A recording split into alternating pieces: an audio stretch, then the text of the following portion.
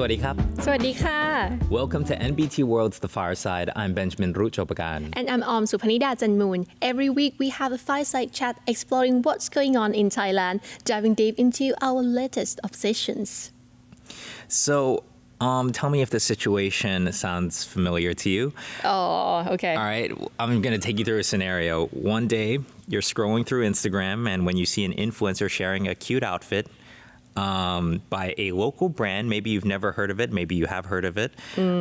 It looks great on her, and she's tagged the brand in her caption, or she's tagged it in the post, right? You navigate to the brand's Instagram, might as well check out, like, where does she get it? How much does it cost? And you can see the whole product catalog on their Instagram page. You might see a few promotions as well. Maybe it's good timing. Maybe you have to wait for good timing. And maybe there's like a local collaboration like Butter Bear or Mudang or something like that, right? Now, after you've navigated to the brand, the algorithm has shifted. And now you're getting targeted for that brand over and over again. Eventually, subconsciously or consciously, you're like, I'll buy it. ซื้อก็ได้ Yeah. It's like, why not? So after you confirm a few details, you add to cart, you select one of the payment options. What do you normally pay with? I usually pay with the online internet banking. Yeah, right. Yeah. Like mobile banking, right? Mobile banking, yeah. Yeah. So, yeah, you can do like Prompt Pay, True Money Wallet, Line Pay. It depends on where the store is, right? Yeah, diversity of methods, payment methods. So later, you get the outfit. Hopefully, it's exactly the way that it was portrayed in the post. It looks great on you, and you might post something with that outfit, and then other people see you, and they're like, "Oh my God!" I keep on typing like this because I'm old, and I think everyone uses the internet on the computer. Oh my God, you Not look very great. Gen Z, not doing very this. Gen Z. Yeah, you have I'm to do exposing this. myself. Right. Okay, so. Oh my God, you look great in it. Where did you get that? And then the sort of cycle continues, Right. It's kind of like a long process, but actually it doesn't take long for me at all to buy something. So I think it's interesting that for this whole machine to work, Thailand had to get so many different things right. They had to meet so many different conditions that we might be taking for granted. So in this episode, I want to talk about the rise of Thailand's digital economy. And we'll be looking at Thailand's obsession with social media and e-commerce. We're always online.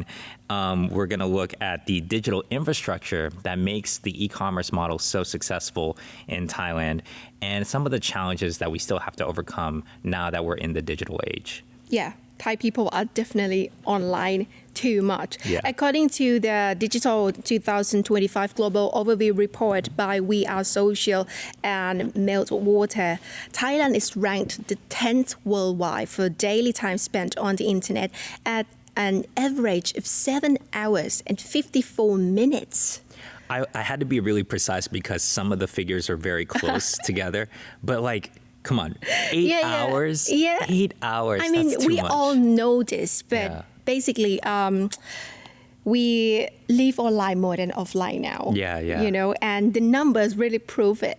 Yeah. If you go into like the mobile devices, Thai people are ranked 5th worldwide. Yeah. And the only ASEAN country that beats us is the Philippines.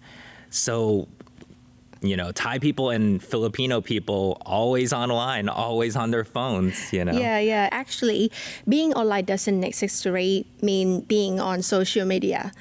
In Thailand, we are consistently in the top 20 countries worldwide by ad reach. So this is the number of people who've seen the ad in the country. The 9th for Facebook ads, the 6th for Messenger ads, and the 12th for X or Twitter ads, and the 15th for TikTok ads and YouTube ads. I think it's incredible that Thailand, being the small country that it is still in the top 20.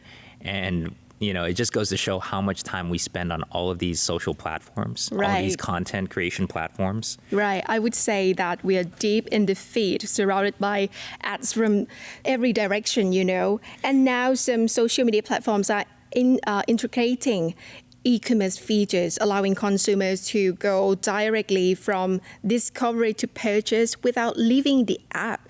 So it blurs the line between browsing and buying already, which is interesting. Honestly, I feel like it's not for shopping intentionally anymore. It just happens. Yeah. I think that is definitely the point, right? You don't want people to be too aware of the shopping process. You Yeah. kind of want it to feel like as natural as like, oh, well, that looks great. Oh, I can have it right now. Like that's how seamless it is. Yeah. You know?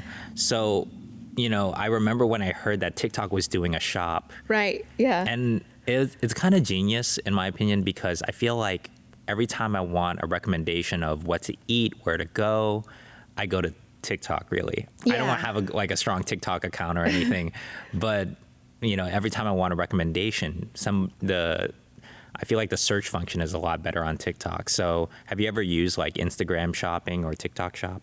I actually use TikTok for the review as well. Like I want to go someplace, like for example, Riverside restaurant. So where should I go? And I use TikTok because there are so many like contents for reviewing the restaurant that I would like to go. So I make that for me to make the decision. But people around me always like talk about using TikTok shop. Right. Yeah. Like I can see like 99%, I would say. For me, I haven't stepped into this because I'm scared. Yeah, there is like an initial resistance. It is important that a platform establishes itself. I think a lot of people were scared when Lazada first came on the scene, when we were just starting, and then what is the security behind it? And they were offering like really relaxed like return policies. So I have to clarify with you, it's not for me being scared of the algorithm or something, the system behind TikTok, but I'm scared of myself. That if I step in, if I start, I wouldn't stop. That's true. Because it's so easy. TikTok, like people review stuff and you want it right away. There's so many products that I would like to buy now. I haven't heard about the brand before. Yeah. But I want this mascara.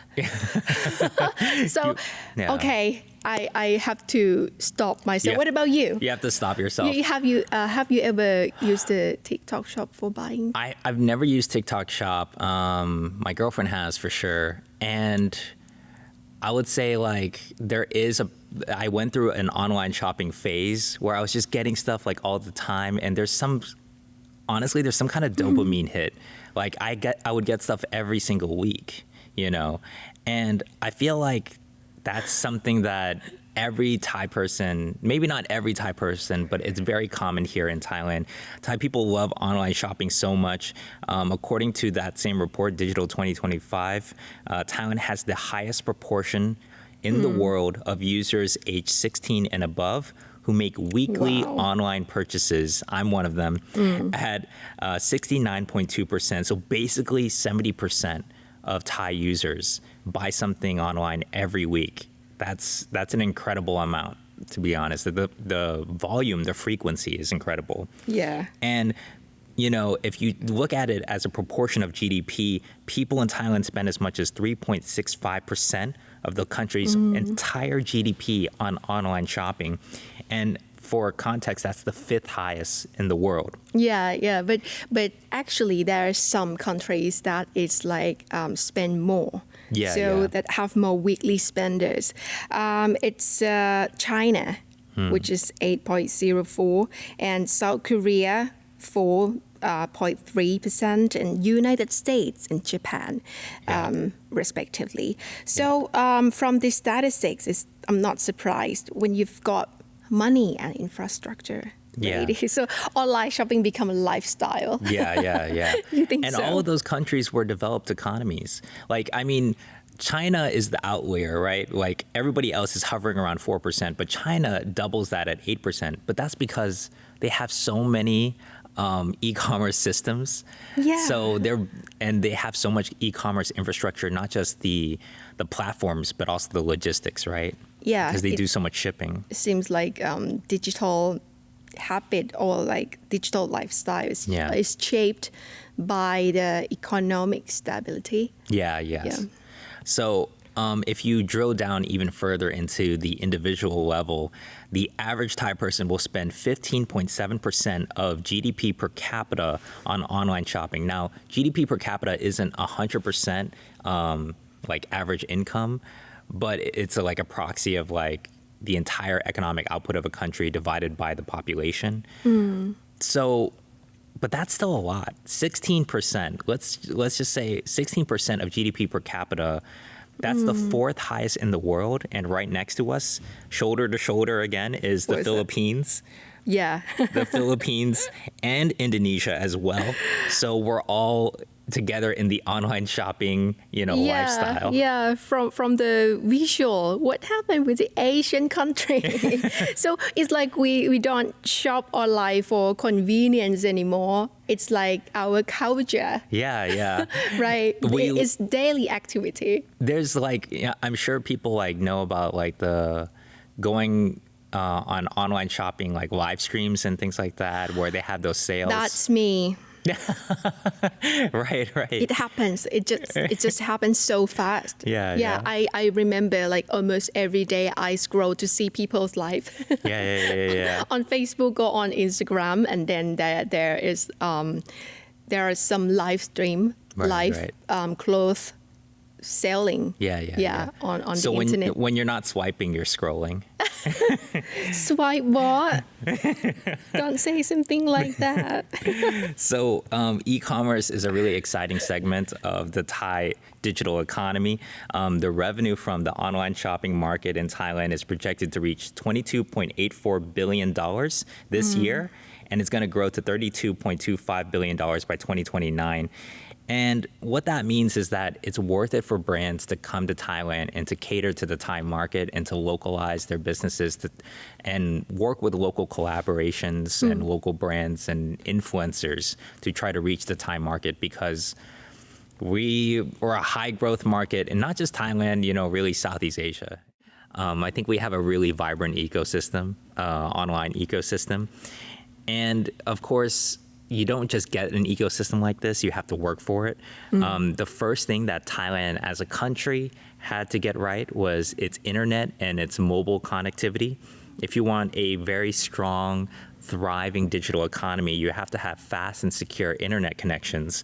And the entire e-commerce ecosystem that we're talking about here, from the social media influencers to the online storefronts, these all run through mobile applications, Right, yeah. You have to, like, in that example that we were talking about earlier, you go on Instagram, you see an influencer, social media. The brand might have like a page on Instagram, but their shop might be there might be Line OA, they might be Shopee, Lazada, etc. So these are all, you did all of this on your phone.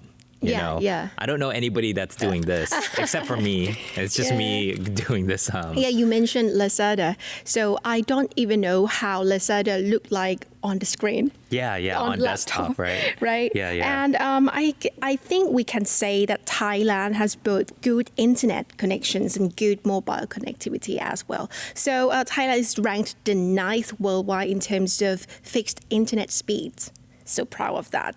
And Nice. if you just compare within ASEAN, Thailand is only second to Singapore, which is the first worldwide. So we were never going to beat Singapore. Like, you would have to beat so many people. Like, in this list, you have to beat Hong Kong, you have to beat the UAE, Chile, France, the US, Iceland, and Denmark before we could get to Singapore. Yeah. So good on you, Singapore, giving us something to aim for here in Thailand.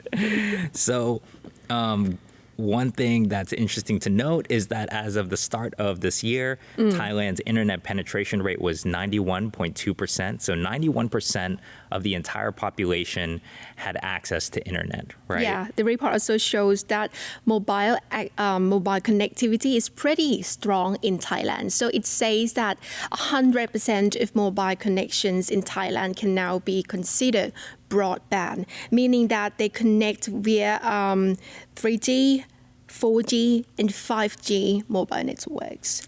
So Thailand is also ranked 18th worldwide by mobile connections at 139% of its population, which means that some people have a lot of accounts. They have a lot of different phones.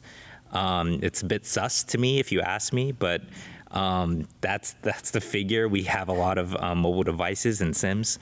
And if you talk about internet and mobile connectivity, it's important to note that a good connection is not just how fast and secure it is, but how easily it can be accessed by everyone, like equally everywhere in the country. So I think the question now is, how did everyone get access to the internet here in Thailand?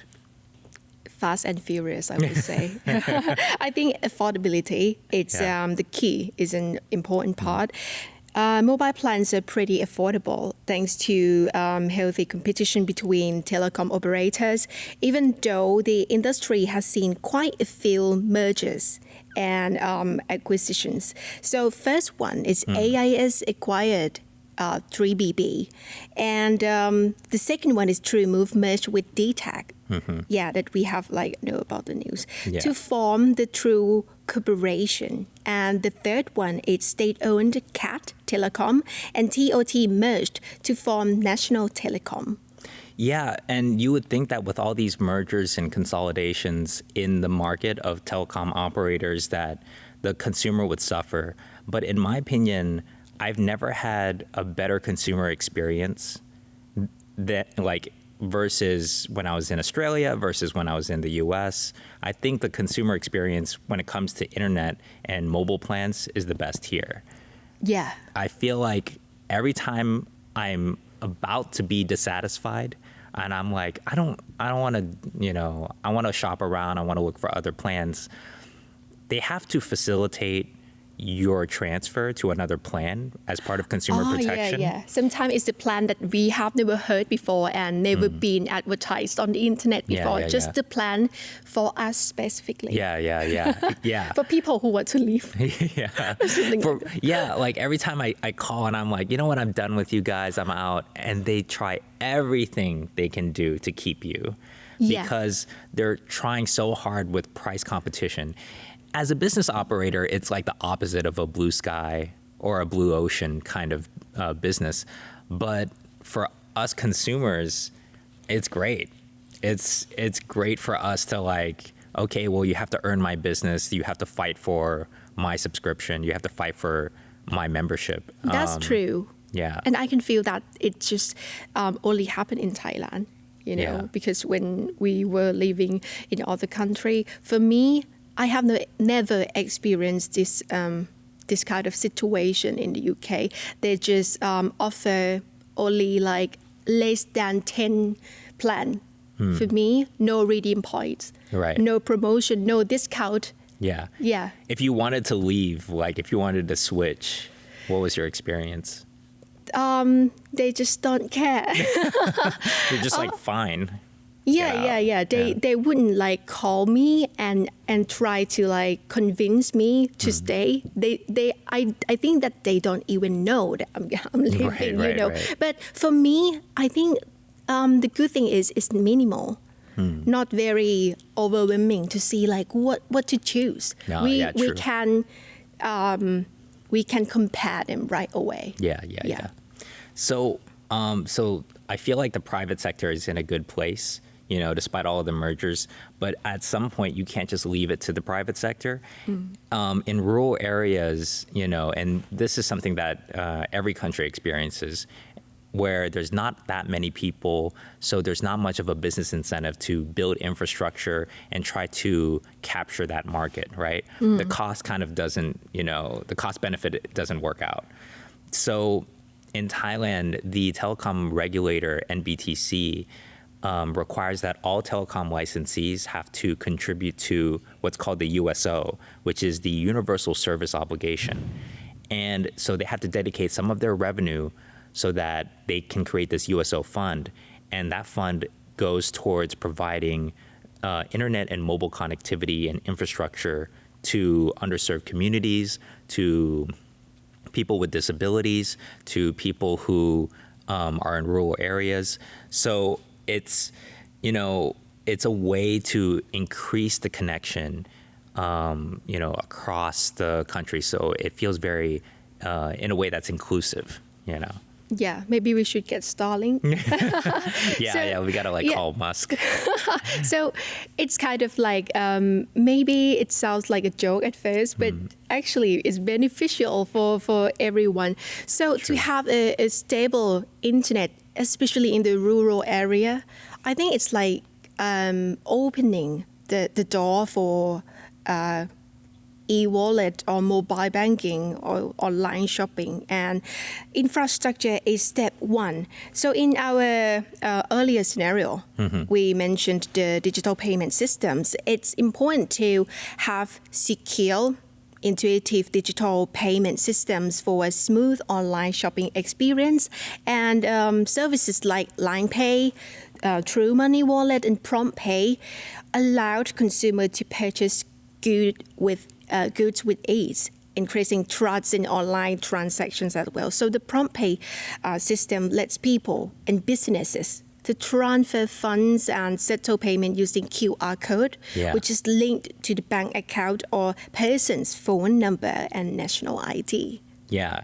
And, I think a lot of people were kind of, suspicious of it, but then, giving away information and then being tied to the system. But it's also helped to legitimize payments, because if more transactions take place online, there's more of a digital paper trail. And also, it's just super convenient. I barely have to carry my wallet anywhere anymore. I recently lost my wallet, and it wasn't that big a deal. I just had to get my ID replaced, but all the cards and stuff, once I canceled and everything, it did not affect my lifestyle that much, as long as I had my phone, right? Yeah, we are trying to build a cashless society. Yeah. Or if you just arrive in Thailand and you don't know what to do about how to pay to buy goods and stuff, I would recommend that you just have some application that you can scan. Yeah. Especially Prompt Pay or something like that. Mobile internet is very popular in Thailand, I would say. Yeah.